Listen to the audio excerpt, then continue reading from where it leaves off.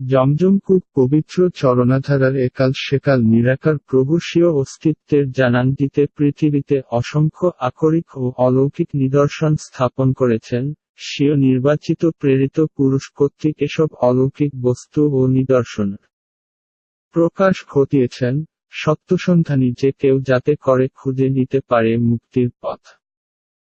হেদায়েতের আলোকবর্তিকা জমজম কূপ সেসব অলৌকিক নিদর্শনের অন্যতম।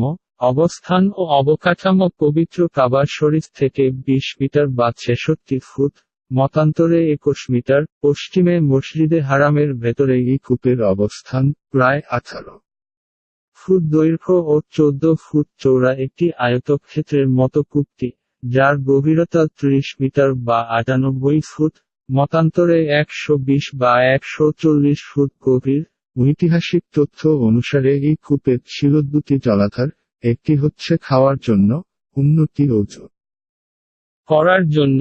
বর্তমানে বৈদ্যুতিক পাম্পের সাহায্যে পানি উত্তোলন করা হয়। জমজম নাম কিভাবে এলো? আরব্য ঐতিহাসিকদের মতে, জমজম অর্থ অধিক হওয়া, এখানে পানির আধিক্যের কারণে এর নামকরণ করা হয়েছে। জমজম গবেষকরা মনে করেন জমজম অর্থ সমবেত হওয়া।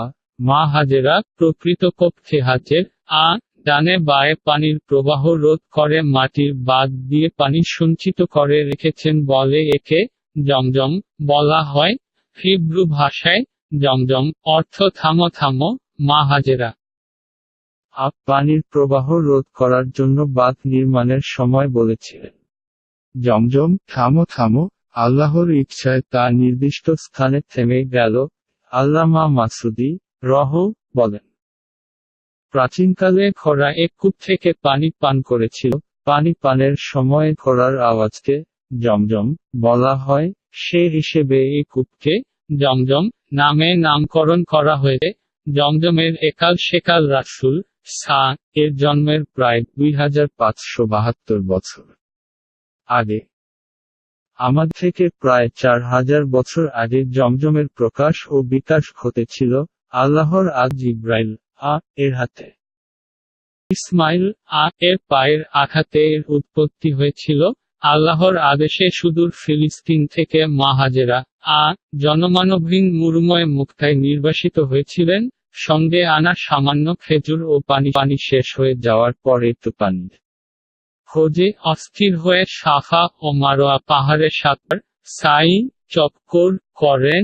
7মবারে মারোয়া পাহাড়ের ওপর থেকে একটি শব্দ শুনে তিনি নিচে নেমে আসেন, আর তখনই তিনি দেখতে পান আল্লাহর এই অবারিত ঝর্ণাধারা থেকে রহমতের বারিধারা বর্ষিত হচ্ছে।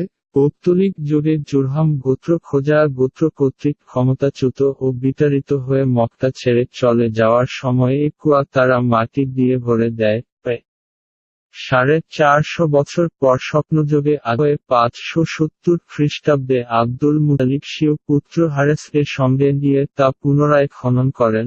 771 খ্রিস্টাব্দে খলিফা মনসুর এই কূপকে উপলক্ষ করে একটি মার্বেল পাথরের গম্বুজ নির্মাণ করেন।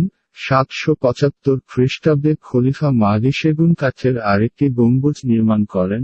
835 খ্রিস্টাব্দে খলিফা মুতাসিম গম্বুজটি মার্বেল পাথর দ্বারা নির্মাণ করেন। 1417 খ্রিস্টাব্দে মামলুকদের আমলে গম্বুজটি আগুনে পুড়ে নষ্ট হয়ে যায়। 1915 খ্রিস্টাব্দে অটোমান সুলতান আব্দুল হামিদ কূপটি আধুনিকায়ন করেন। জমজমের পানির ফজিলত রাসূল এর শাককে চাদর বা বক্ষ বিদীর্ণ করে হযরত জিবরাইল জমজমের পানি দিয়ে তা ধৌত করেন। বুখারী -3342 রাসূল বলেন, ভূপৃষ্ঠের মধ্যে সর্বোত্তম পানি জমজমের পানি, তাতে ক্ষুধার্ত ব্যক্তির খাদ্য ও অসুস্থ ব্যক্তির আরোগ্য রয়েছে। তাবরানী -11160। সাহাবাগণ ও পূর্বের মনীষীগণ মেহমানদের জমজমের পানি উপহার দিতেন। আখবারে মক্কা রাসূল বলেছেন, যে উদ্দেশ্যে জমজমের পানি পান করা হয়, আল্লাহ তাআলা তা কবুল করেন। আহমদ ইবনে মাজা কুদরতের অপূর্ব কারিশমা সৌদি আরবের ভূতাত্ত্বিক জরিপ বোর্ডের জমজম কূপের ওপর একটি গবেষণা কেন্দ্র রয়েছে, তারা বলছে জমজম কূপের তলদেশে পানির স্তর 10.6 ফুট, ভারী মোটরের সাহায্যে প্রতি সেকেন্ডে 8,000 লিটার পানি পাম্প করে উঁচিয়ে নিয়ে পানির স্তর 43.9 ফুট পূর্ণ করলেও পাম্প থামানোর 11 মিনিটের মধ্যে তা আবার যথারীতি আগের মতো পূর্ণ হয়ে যায়। এ অলৌকিক নিদর্শনে অবিশ্বাসীরা কি বিশ্বাসের কোনো উপকরণ খুঁজে পান না।